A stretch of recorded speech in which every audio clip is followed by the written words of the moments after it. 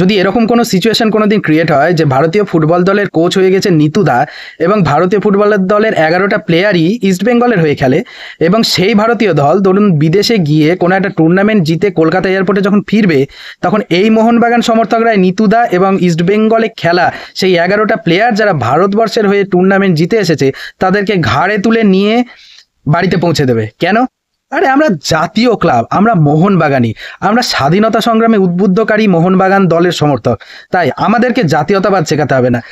যেসব ইস্টবেঙ্গল সমর্থক এবং কিছু মিডিয়া প্রচার করছে যে খালিদ জামিলের আন্ডারে ভারতীয় ফুটবল দল বিদেশে গিয়ে কাফা নেশনস কাপে গিয়ে ভালো রেজাল্ট করেছে, 3rd প্লেস হয়েছে, ব্রোঞ্জ পেয়েছে এবং মোহনবাগান সেই টুর্নামেন্টে তাদের প্লেয়ার জাতীয় দলের জন্য ছাড়েনি বলে মোহনবাগানিরা ভীষণ হতাশ বা ভীষণ আক্রোশ দেখাচ্ছে, সেটা একদম ভুল কথা। আমরা প্লেয়ার ছাড়িনি কারণ আমরাও ভারতবর্ষকে রিপ্রেজেন্ট করছি অ্যাজ এ ক্লাব।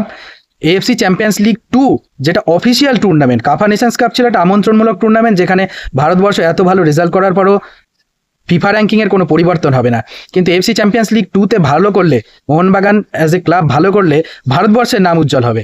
তাই আমরা প্লেয়ার ছাড়িনি, আমরা ভারতবর্ষকে ভালোবাসি, আমরা মোহনবাগানকে ভালোবাসি, আমরা গর্বের সাথে বলি জয় মোহনবাগান, জয় হিন্দ।